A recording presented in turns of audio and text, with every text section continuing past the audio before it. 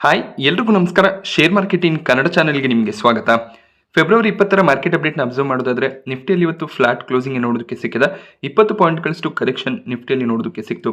ಸೆನ್ಸೆಕ್ಸ್ನಲ್ಲಿ 203 ಪಾಯಿಂಟ್ಗಳ ಕರೆಕ್ಷನ್ ನೋಡೋದಕ್ಕೆ ಸಿಕ್ತು. ಬ್ಯಾಂಕ್ ನಿಫ್ಟಿ 235 ಪಾಯಿಂಟ್ಗಳಷ್ಟು ಇವತ್ತು ಕರೆಕ್ಟ್ ಆಗಿದೆ. ಸೊ ನಿಫ್ಟಿಯಲ್ಲಿ ಹೆಚ್ಚಿನ ಒಂದು ವಾಲಟಾಲಿಟಿ ನೋಡೋದಕ್ಕೆ ಸಿಗಲಿಲ್ಲ. ಕೇವಲ 50 ಪಾಯಿಂಟ್ನ ಡಿಫ್ರೆನ್ಸ್ನಲ್ಲಿ ನಿಫ್ಟಿ ಇವತ್ತು ಟ್ರೇಡ್ ಆಗಿದೆ. 28,830ರಿಂದ 22,900 ಅರೌಂಡಲ್ಲೇ ನಿಫ್ಟಿ ಇವತ್ತು ಟ್ರೇಡ್ ಆಗಿದೆ. ಬಟ್ ಸ್ಮಾಲ್ ಕ್ಯಾಪ್ ಮತ್ತು ಮಿಡ್ ಕ್ಯಾಪ್ ಇಂಡೆಕ್ಸ್ ಅಲ್ಲಿ ಸ್ಟ್ರಾಂಗ್ ಗೇನ್ಸ್ ನೋಡೋದಕ್ಕೆ ಸಿಕ್ಕಿದೆ. ಸಾಕಷ್ಟು weakness small cap mid cap ಸ್ಟಾಕ್ಗಳಲ್ಲಿ ಬಂದಿತ್ತು. ಈಗ ಸ್ಲೋ ಆಗಿ ಲೋವರ್ ಲೆವೆಲ್ಗಳಲ್ಲಿ ಸ್ವಲ್ಪ ಬೈಯಿಂಗ್ ಎಮರ್ಜ್ ಆಗ್ತಾ ಇದೆ. ಸೊ ರೀಸೆಂಟಾಗಿ ಸಿಟಿ ಬ್ರೋಕರೇಜ್ ಹೌಸ್ ಆಮ್ಕೆ ಗ್ಲೋಬಲ್ ನಿಫ್ಟಿಯ ಟಾರ್ಗೆಟ್ಸ್ಗಳನ್ನು ಕೊಟ್ಟಿದ್ರು. ಆಮ್ಕೆ ಗ್ಲೋಬಲ್ನ ಕಡೆಯಿಂದ 25,000 ಟಾರ್ಗೆಟ್ ಡಿಸೆಂಬರ್ 2025ಕ್ಕೆ ನೋಡೋದಕ್ಕೆ ಸಿಕ್ಕಿತ್ತು. ಹಾಗೆ ಸಿಟಿ ಬ್ರೋಕರೇಜ್ ಹೌಸ್ 26,000 ಲೆವೆಲಲ್ಲಿ ನಿಫ್ಟಿ ಟ್ರೇಡ್ ಆಗ್ಬೋದು ಅಂತ ಪ್ರಿಡಿಕ್ಟ್ ಮಾಡಿದ್ರು. ಈಗ ಜಪನೀಸ್ ಬ್ರೋಕರೇಜ್ ಹೌಸ್ ನೋಮುರ ಕೂಡ ಫೋರ್ಕಾಸ್ಟ್ ಅನ್ನ ಮಾಡಿದ್ದಾರೆ. ಇವರು 23,784ರ ಟಾರ್ಗೆಟ್ ಅನ್ನ ನಿಫ್ಟಿಗೆ ಕೊಡ್ತಿದ್ದಾರೆ. ಅಂದ್ರೆ ಈ ಲೆವೆಲ್ನಿಂದ ಕೇವಲ 4% ಅಪ್ ಮೂವ್ನ ಪಾಸಿಬಿಲಿಟಿ ಇರುತ್ತೆ ಅಂತ ಅವರು ಪ್ರಿಡಿಕ್ಟ್ ಮಾಡಿದ್ದಾರೆ. But bear case bull case ಸಿನಾರಿಯೋನ ಕೂಡ ಕೊಟ್ಟಿದ್ದಾರೆ. ನಿಫ್ಟಿ 21,800 ಲೋವರ್ ಲೆವೆಲ್ಸ್ ಅನ್ನ ಟಚ್ ಮಾಡಬಹುದು. ಹಾಗೆ 25,700 ಹೈ ಕೂಡ ನಮಗೆ ನೋಡೋದಕ್ಕೆ ಸಿಗ್ಬೋದು ಅನ್ನೋದು ನೋಮುರ ಪ್ರಿಡಿಕ್ಷನ್ ಆಗಿರುತ್ತೆ. ಹಾಗೆ ಸೆಕ್ಟೋರಿಯಲ್ ಸ್ಪೆಸಿಫಿಕೇಶನ್ಸ್ ಅನ್ನು ಕೂಡ ಕೊಟ್ಟಿದ್ದಾರೆ. Financial sector, consumer staples, FMCG, oil and gas, telecom, power, pharma ಹಾಗೆಯೇ ರಿಯಲ್ ಎಸ್ಟೇಟ್ ಸೆಕ್ಟರ್ಸ್ಗಳು ಈ ಒಂದು ವರ್ಷದಲ್ಲಿ ಚೆನ್ನಾಗಿ ಪರ್ಫಾರ್ಮ್ ಮಾಡ್ಬೋದು ಅಂತ ಹೇಳಿದ್ದಾರೆ. ಇವರು consumer, capital goods, autos, cement, hospital ಮತ್ತು ಮೆಟಲ್ ಸೆಕ್ಟರ್ನಲ್ಲಿ ನೆಗೆಟಿವ್ ವ್ಯೂ ಅನ್ನು ಹೊಂದಿದ್ದಾರೆ. ಹಾಗೆ ಕೆಲವೊಂದಿಷ್ಟು ಸ್ಟಾಕ್ಸ್ ಅನ್ನು ಕೂಡ ಇವರು ಪಿಕ್ ಮಾಡಿದ್ದಾರೆ. Axis Bank, Hyundai Motors, Nippon India AMC, GE Vernova ಈ ರೀತಿಯ ಸ್ಟಾಕ್ಗಳನ್ನು ಪಿಕ್ ಮಾಡಿದ್ದಾರೆ. ಟ್ರಂಪ್ ಅವರೇನು ರೆಸಿಪ್ರೋಕಲ್ ಟ್ಯಾರಿಫ್ಸ್ಗಳನ್ನ ಪಾರ್ಟ್ನರ್ ಕಂಟ್ರಿ ಮೇಲೆ ಹಾಕ್ತೀವಿ ಅಂತ ಹೇಳಿದ್ರು. ಭಾರತದ ಮೇಲೆ ಕೂಡ ಟ್ಯಾಕ್ಸ್ ಅಪ್ಲೈ ಆಗ್ಬೋದು ಅನ್ನುವಂಥ ಒಂದು ಭಯ ಇದೆ. ಇದರಿಂದ ಭಾರತದ GDP ಮೇಲೆ 0.1ರಿಂದ 0.6% ಇಂಪ್ಯಾಕ್ಟ್ ಬರ್ಬೋದು ಅಂತ ಗೋಲ್ಡ್ಮನ್ ಸ್ಯಾಕ್ಸ್ ಒಂದು ರಿಪೋರ್ಟ್ ಅನ್ನ ಕೊಟ್ಟಿದ್ದಾರೆ. ಸೊ ಭಾರತ ಎಷ್ಟು ಟ್ಯಾಕ್ಸ್ ಅನ್ನ ಅಮೆರಿಕನ್ ಪ್ರಾಡಕ್ಟ್ಸ್ಗಳ ಮೇಲೆ ಅಪ್ಲೈ ಮಾಡ್ತಿದೆ ಅಷ್ಟೇ ಟ್ಯಾಕ್ಸ್ ಇನ್ ಮುಂದೆ ಅಮೆರಿಕ ಕೂಡ ಅಪ್ಲೈ ಮಾಡುತ್ತೆ. ಇದರಿಂದ ನಮ್ಮ GDP ಮೇಲೆ ಇಂಪ್ಯಾಕ್ಟ್ ಬರುವಂಥ ಚಾನ್ಸಸ್ ಇರುತ್ತೆ.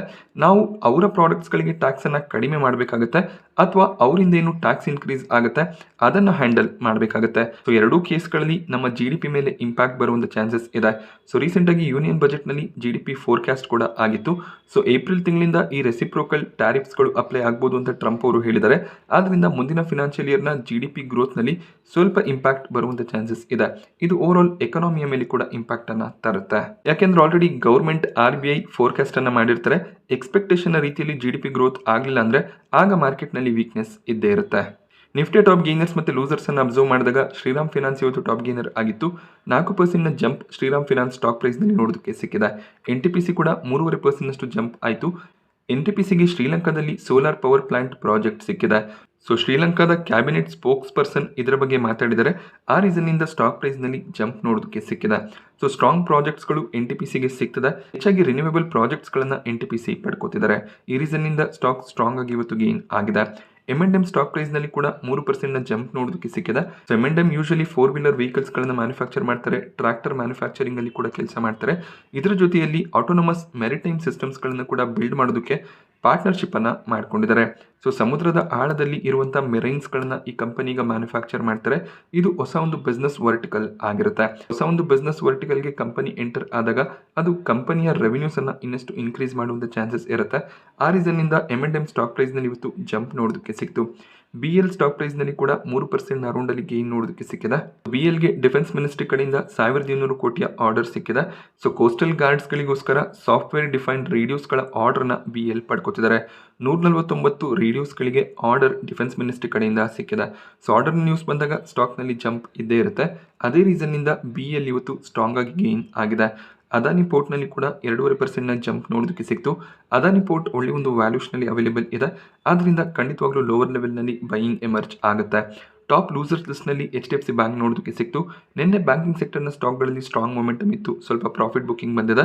ಹಾಗೆ ಮಾರುತಿ ಸುಜುಕಿಯಲ್ಲಿ ಕೂಡ ಪ್ರಾಫಿಟ್ ಬುಕಿಂಗ್ ಬರ್ತಿರೋದು ಕಾಣಿಸ್ತಿದೆ.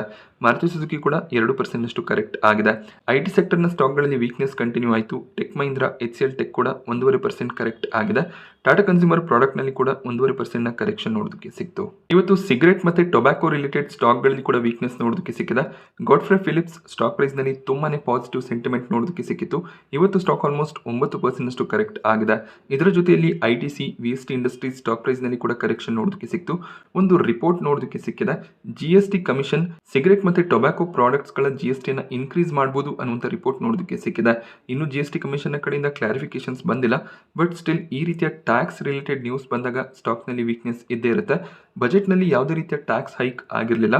ಬಟ್ ಜಿಎಸ್ಟಿ ಕಮಿಷನ್ ಮೀಟಿಂಗ್ ನಲ್ಲಿ ಟ್ಯಾಕ್ಸ್ ಇನ್ಕ್ರೀಸ್ ಆಗಬಹುದು ಅನ್ನುವಂಥ ಒಂದು ನ್ಯೂಸ್ ಇದೆ.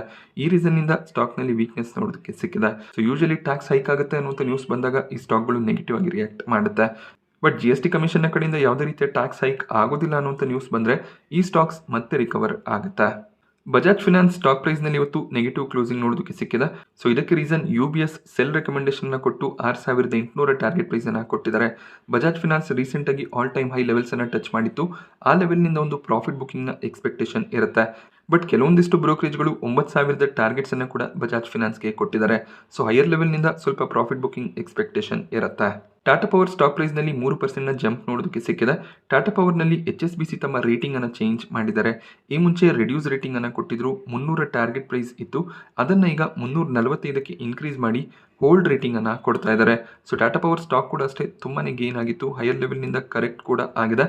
ಫ್ಯೂಚರ್ ಓರಿಯೆಂಟೆಡ್ ಕಂಪನಿ ಆಗಿರುತ್ತೆ. ಖಂಡಿತವಾಗ್ಲೂ ಪೋರ್ಟ್ಫೋಲಿಯೋನಲ್ಲಿ ಹೋಲ್ಡ್ ಮಾಡ್ಕೋಬಹುದಾಗುತ್ತೆ. ಜಸ್ಟ್ ಹೆಲ್ತ್ ಸ್ಟಾಕ್ ಪ್ರೈಸ್ ನಲ್ಲಿ 6% ನ ಜಂಪ್ ನೋಡೋದಕ್ಕೆ ಸಿಕ್ಕಿದೆ. ಈ ಸ್ಟಾಕ್ ಅನ್ನ ನೋವಾಮಾ ಬ್ರೋಕರೇಜ್ ಕವರ್ ಮಾಡಿದ್ದಾರೆ. ಸೊ ಈ ಒಂದು ಪ್ರೈಸ್ ನಿಂದ 36% ಅಪ್ಸೈಡ್ ನ ಪಾಸಿಬಿಲಿಟಿ ಇರುತ್ತೆ ಅಂತ 1,140 ಟಾರ್ಗೆಟ್ ಪ್ರೈಸ್ ಅನ್ನ ಕೊಟ್ಟಿದ್ದಾರೆ. ಸೊ ಒಂದೇ ದಿನ ಇವತ್ತು ಸ್ಟಾಕ್ 6% ಅಷ್ಟು ಗೇನ್ ಆಗಿದೆ. ರಾಡಿಕೋ ಕೀತಾನ್ ಸ್ಟಾಕ್ ಪ್ರೈಸ್ ನಲ್ಲಿ ಕೂಡ 6% ನ ಜಂಪ್ ನೋಡೋದಕ್ಕೆ ಸಿಕ್ತು. ಇದಕ್ಕೆ ರೀಸನ್ ರಾಡಿಕೋ ಕೀತಾನ್ ನ ಬ್ರಾಂಡ್ ಆಗಿರುವಂತ ರಾಯಲ್ ರಣತಂಬೋರ್ ಇನ್ಮೇಲೆ CSD ಸ್ಟೋರ್ಸ್ ಗಳಲ್ಲಿ ಅವೈಲೇಬಲ್ ಇರುತ್ತೆ. ಸೊ CSD ಸ್ಟೋರ್ಸ್ ಅಂದ್ರೆ ಮಿಲಿಟರಿ ಪರ್ಸನಲ್ಸ್ ಗಳಿಗೆ ಹಾಗೆ ಅವರ ಫ್ಯಾಮಿಲಿ ಮೆಂಬರ್ಸ್ ಗಳಿಗೆ ಡಿಸ್ಕೌಂಟೆಡ್ ರೇಟ್ ನಲ್ಲಿ ಗೌರ್ಮೆಂಟ್ ಆಲ್ಕೋಹಾಲ್ ಪ್ರಾಡಕ್ಟ್ಸ್ ಗಳನ್ನ ಸೆಲ್ ಮಾಡ್ತಾರೆ. ಸೊ ಕ್ಯಾಂಟೀನ್ ಸ್ಟೋರ್ ಡಿಪಾರ್ಟ್ಮೆಂಟ್ ನಲ್ಲಿ ಸಾಕಷ್ಟು ಸೇಲ್ಸ್ ಕೂಡ ಆಗುತ್ತೆ. ಆದ್ರಿಂದ ರಾಯಲ್ ರಣತಂಬೋರ್ ಈ ಒಂದು ಕ್ಯಾಂಟೀನ್ ನಲ್ಲಿ ಸೆಲ್ ಆಗೋದ್ರಿಂದ ಇವರ ಸೇಲ್ಸ್ ಕೂಡ ಇನ್ಕ್ರೀಸ್ ಆಗುವಂತ ಚಾನ್ಸಸ್ ಇರುತ್ತೆ. ಅದೇ ರೀಸನ್ ನಿಂದ ರಾಡಿಕೋ ಕೀತಾನ್ ಸ್ಟಾಕ್ ಪ್ರೈಸ್ ನಲ್ಲಿ 6% ನ ಜಂಪ್ ನೋಡೋದಕ್ಕೆ ಸಿಕ್ಕಿದೆ. ಮಾರಿಷಿಯಸ್ ಕೋಸ್ಟ್ ಗಾರ್ಡ್ ನ ಕಡೆಯಿಂದ GRSಗೆ 123 ಕೋಟಿಯ ಆರ್ಡರ್ ಸಿಕ್ಕಿದೆ. ಬಟ್ ಇದರ ಒಂದು ಪಾಸಿಟಿವ್ ಇಂಪ್ಯಾಕ್ಟ್ ಇವತ್ತು ಸ್ಟಾಕ್ ನಲ್ಲಿ ನೋಡೋದಕ್ಕೆ ಸಿಗಲಿಲ್ಲ. 1% ಡೌನ್ ಸೈಡ್ ನೊಂದಿಗೆ ಕಂಪನಿ ಕ್ಲೋಸಿಂಗ್ ಅನ್ನ ಕೊಟ್ಟಿದೆ. ಬಟ್ ಆರ್ಡರ್ ಸಿಗೋದು ಕಂಪನಿಗೆ ಪಾಸಿಟಿವ್ ನ್ಯೂಸೇ ಆಗಿರುತ್ತೆ. ವೇದಾಂತ ಸ್ಟಾಕ್ ಪ್ರೈಸ್ ನಲ್ಲಿ 3% ನ ಜಂಪ್ ನೋಡೋದಕ್ಕೆ ಸಿಕ್ಕಿದೆ. ವೇದಾಂತಗೆ ಶೇರ್ ಹೋಲ್ಡರ್ಸ್ ಗಳ ಕಡೆಯಿಂದ ಡಿಮರ್ಜರ್ಗೆ ಅಪ್ರೂವಲ್ ಸಿಕ್ಕಿದೆ. ಇದರ ಜೊತೆಯಲ್ಲಿ ಇವರ ಕ್ರೆಡಿಟರ್ಸ್ ಅಂದ್ರೆ ಇವ್ರಿಗೆ ಯಾರು ಲೋನ್ಸ್ ಗಳನ್ನ ಕೊಟ್ಟಿದ್ದಾರೆ ಅವರು ಕೂಡ ಡಿಮರ್ಜರ್ಗೆ ಅಪ್ರೂವಲ್ ಅನ್ನ ಕೊಟ್ಟಿದ್ದಾರೆ. ಇನ್ನೇನು ರೆಗ್ಯುಲೇಟರಿ ಅಪ್ರೂವಲ್ ಬಾಕಿ ಇದೆ. ರೆಗ್ಯುಲೇಟರಿ ಅಪ್ರೂವಲ್ ಕೂಡ ಸಿಗುತ್ತೆ. ಸೊ ವೇದಾಂತ ಬಿಸ್ನೆಸ್ 5 ಡಿಫರೆಂಟ್ ಎಂಟಿಟಿಯಾಗಿ ಡಿಮರ್ಜ್ ಆಗುತ್ತೆ. ಸೊ ವೇದಾಂತ ಸ್ಟಾಕ್ ಏನೀಗ ಟ್ರೇಡ್ ಆಗ್ತಿದೆ ಇದು ಕೇವಲ ಜಿಂಕ್ ಬಿಸ್ನೆಸ್ ಅನ್ನ ಹ್ಯಾಂಡಲ್ ಮಾಡುತ್ತೆ. ಹಾಗೆ ಅವರ aluminium oil and gas business separate ಆಗಿ ಲಿಸ್ಟ್ ಆಗುತ್ತೆ. ಪವರ್, ಸ್ಟೀಲ್ ಮತ್ತೆ ಸೆಮಿಕಂಡಕ್ಟರ್ ಬಿಸ್ನೆಸ್ಗಳು ಕೂಡ ಸಪರೇಟ್ ಎಂಟಿಟಿಯಾಗಿ ಲಿಸ್ಟ್ ಆಗುತ್ತೆ. ಸೊ ವೇದಾಂತ ಶೇರ್ಸ್ಗಳನ್ನು ನೀವು ಹೋಲ್ಡ್ ಮಾಡ್ತಿದ್ರೆ ನಿಮಗೆ ಇನ್ನೂ 4 ಅಡಿಷನಲ್ ಶೇರ್ಸ್ಗಳು ಕ್ರೆಡಿಟ್ ಆಗುತ್ತೆ. ಅಂದರೆ ಬೇರೆ ಬೇರೆ ಬಿಸ್ನೆಸ್ಗಳಿಂದ ಡಿಮರ್ಜ್ ಆಗುತ್ತೆ. ಆ ಬಿಸ್ನೆಸ್ಗಳ ಶೇರ್ಸ್ ನಿಮಗೆ ಕ್ರೆಡಿಟ್ ಆಗುತ್ತೆ. ಅದಕ್ಕೆ ಇನ್ನೂ ಕೂಡ ರೆಕಾರ್ಡ್ ಡೇಟ್ ಫೈನಲೈಸ್ ಆಗಬೇಕಾಗಿದೆ. ಡಿಮರ್ಜರ್ ಅಷ್ಟು ಈಸಿ ಆಗಿರೋದಿಲ್ಲ. ಸಾಕಷ್ಟು ಅಪ್ರೂವಲ್ಸ್ಗಳು ಬೇಕಾಗುತ್ತೆ. ಸಾಕಷ್ಟು ಮ್ಯಾನೇಜ್ಮೆಂಟ್ ಲೆವೆಲ್ ಚೇಂಜಸ್ಗಳು ಕೂಡ ಬೇಕಾಗುತ್ತೆ. ಅದಕ್ಕೆ ಸ್ವಲ್ಪ ಸಮಯ ಆಗುತ್ತೆ.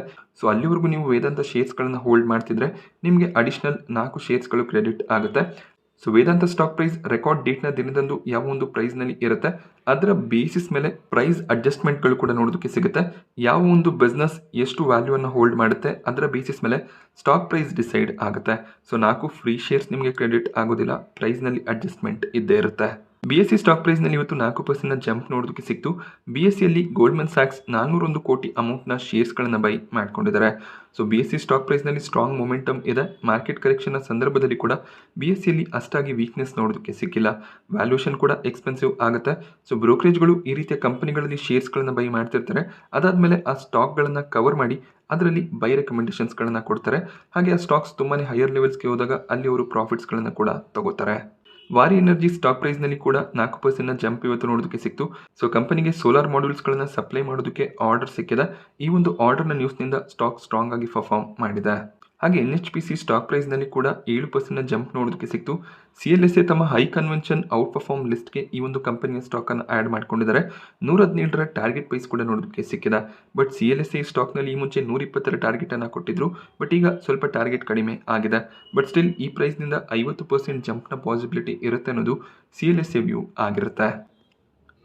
ಹಾಗೆ RateGain travel technology stock ಪ್ರೈಸ್ನಲ್ಲಿ ಕೂಡ 6.5% ಜಂಪ್ ನೋಡೋದಕ್ಕೆ ಸಿಕ್ತು. ಸೊ ಇವರ ಥೈಲ್ಯಾಂಡ್ ಸಬ್ಸಿಡರಿ ಕಂಪನಿ ನೋಕೇರ್ ಹೊಸ ಒಂದು ಪ್ರೈಸಿಂಗ್ ಇಂಟೆಲಿಜೆಂಟ್ ಪ್ಲಾಟ್ಫಾರ್ಮ್ ಅನ್ನು ಲಾಂಚ್ ಮಾಡಿದ್ದಾರೆ.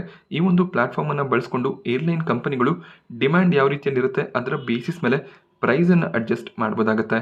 ಸೊ ಈ ಒಂದು ಪ್ಲಾಟ್ಫಾರ್ಮ್ ಲಾಂಚ್ ಆಗಿದ್ರಿಂದ ಸ್ಟಾಕ್ ಪ್ರೈಸ್ನಲ್ಲಿ ಜಂಪ್ ನೋಡೋದಕ್ಕೆ ಸಿಗ್ತದೆ. ಹಾಗೆ IPOಗಳ ವಿಚಾರಕ್ಕೆ ಬಂದಾಗ ಕ್ವಾಲಿಟಿ ಪವರ್ನಲ್ಲಿ ಗ್ರೇ ಮಾರ್ಕೆಟ್ ಪ್ರೀಮಿಯಂ ತುಂಬಾನೇ ಫಾಲ್ ಆಗಿದೆ. ಸೊ ₹5 ನೆಗೆಟಿವ್ ಪ್ರೀಮಿಯಂ ನೋಡೋದಕ್ಕೆ ಸಿಗ್ತದೆ. ಸೊ ಕ್ವಾಲಿಟಿ ಪವರ್ ನಾಳೆ ಮಾರ್ಕೆಟ್ನಲ್ಲಿ ಲಿಸ್ಟ್ ಆಗುತ್ತೆ. ಒಂದು ನೆಗೆಟಿವ್ ಲಿಸ್ಟಿಂಗ್ನ ಎಕ್ಸ್ಪೆಕ್ಟೇಷನ್ ಕಾಣಿಸ್ತದೆ. ನಾನಿವತ್ತು ನಿಮಗೆ ಮಾರ್ಕೆಟ್ನ ಬಗ್ಗೆ ಕೊಟ್ಟಂತ ಇನ್ಫಾರ್ಮೇಷನ್ ಇಷ್ಟ ಆದರೆ ವಿಡಿಯೋನ ಲೈಕ್ ಮಾಡಿ. ಹಾಗೆ ಇದೇ ರೀತಿಯ ಮಾರ್ಕೆಟ್ ಅಪ್ಡೇಟ್ಸ್ಗಳಿಗೋಸ್ಕರ ಚಾನಲ್ನ ಸಬ್ಸ್ಕ್ರೈಬ್ ಮಾಡ್ಕೊಳ್ಳಿ. Thank you friends.